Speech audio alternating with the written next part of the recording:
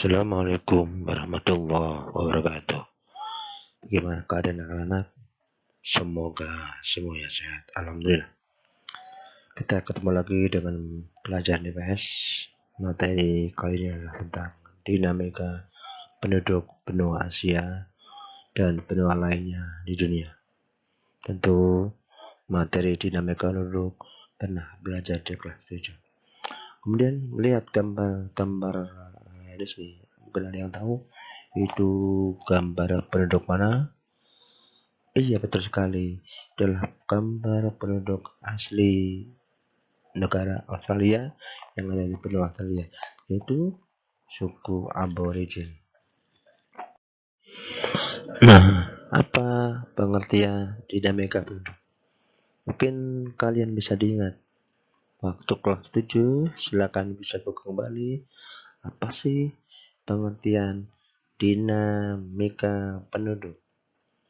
Kalau dinamika kan selalu berkembang dinamika. Dinamika itu lawan kata stagnan. Nah, penduduk adalah orang yang tinggal di daerah tertentu. Nama penduduk. Dinamika penduduk adalah suatu perubahan keadaan atau jumlah penduduk di suatu wilayah dari waktu ke waktu yang dipengaruhi oleh beberapa faktor. Nah, untuk mengetahui jumlah penduduk biasanya diketahui dengan adanya sensus, registrasi, dan survei penduduk. Mungkin masih ingat kelas 2? Ada sensus. Sensus adalah penghitungan penduduk. Kalau di Indonesia biasanya setiap 10 tahun sekali.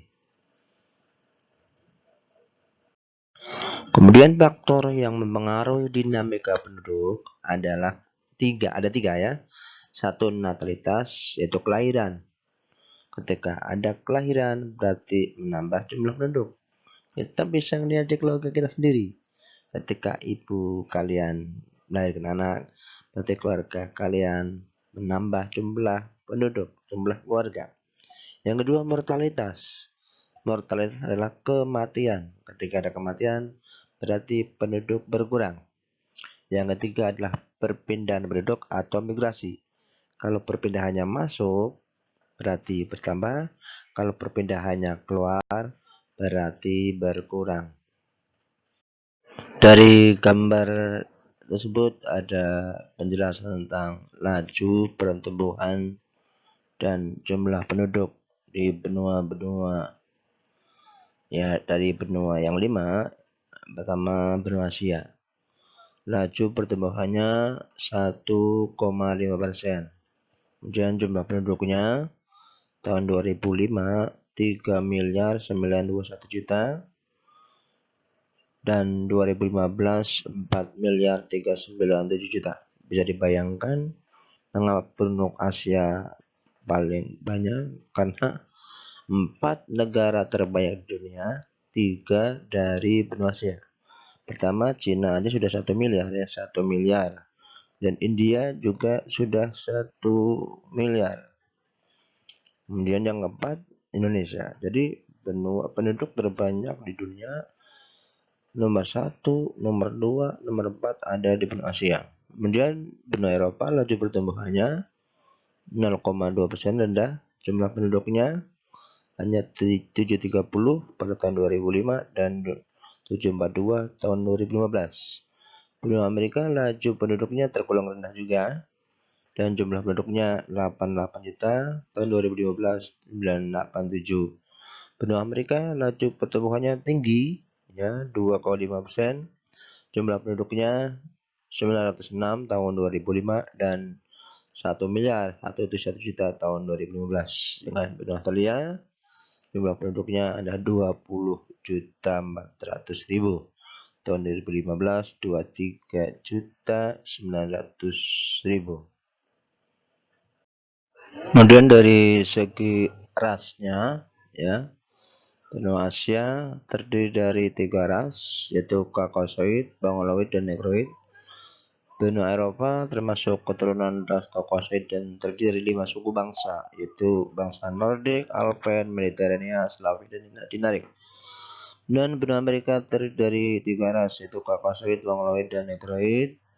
Benua Afrika terdiri dari 4 ras, yaitu Kaukasoid keturunan Arab, Kaukasoid keturunan Eropa, suku Berbi, dan Negroid.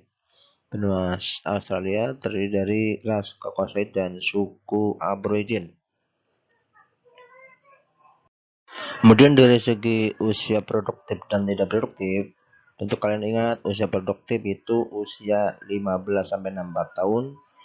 Usia tidak produktif itu ada usia sebelum 15 dan usia di atas 65 tahun. Ya, benua Asia produktifnya 67%, ya.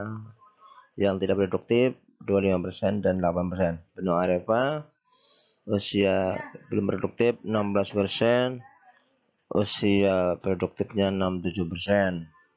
Sedangkan benua Amerika usia produktifnya 66%. Usia tidak produktif 24% yang sebelum produktif dan 10% usia tidak produktif.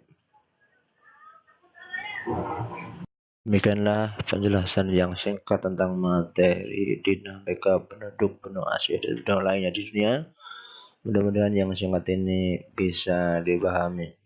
Untuk lebih luasnya tentang dinamika penduduk, silakan bisa baca di buku LKS, buku paket, dan searching Google lainnya. Terima kasih. Thank you. Assalamualaikum warahmatullahi wabarakatuh.